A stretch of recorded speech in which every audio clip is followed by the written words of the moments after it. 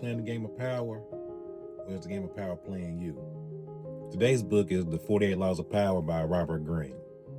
Now, 48 Laws of Power isn't a book about manipulating or getting over on people, but you got to understand that every room has a power dynamic, and that's a game of its own.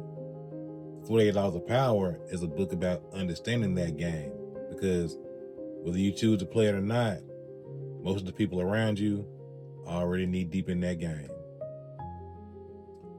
The real value of this book isn't learning how to control people. It's learning how to recognize power, true power, who has it, how they're using it, and when it's being used against you more than anything at all. Now, the best example comes actually Law 1, never outshine the master.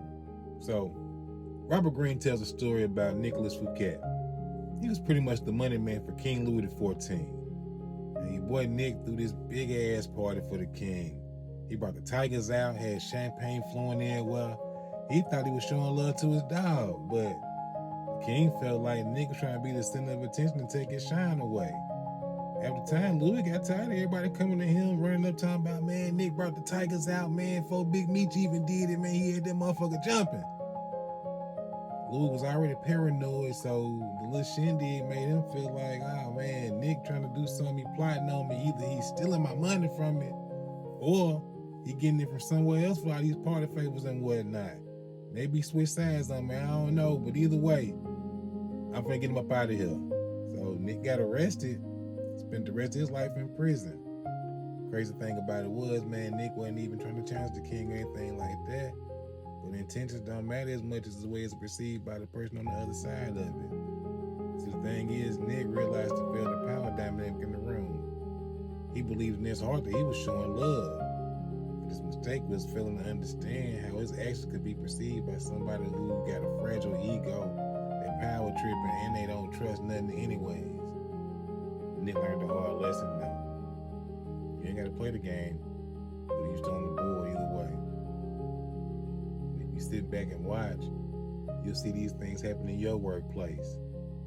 You probably believe that your talent and your ambition and the way you show up should speak for itself.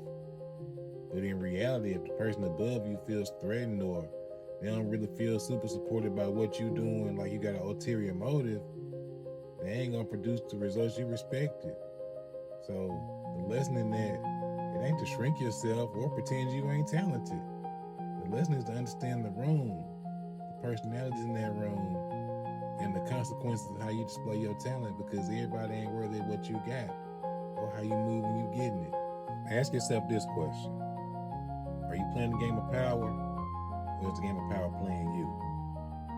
You don't have to agree with every law in this book, but are you aware enough to recognize when someone is using this shit against you? If you think so, man, read the book. It's worth it. Now please understand, you don't have to agree with every idea in a book to learn from it. I don't agree with everything in 48 Laws of Power, but I do understand that this is the rule book that millions of people are playing by. And they really will put it in a book, y'all. Why do y'all think they starting to ban them? When knowledge isn't shared, knowledge dies. So that's why I read. That's why I'm translating.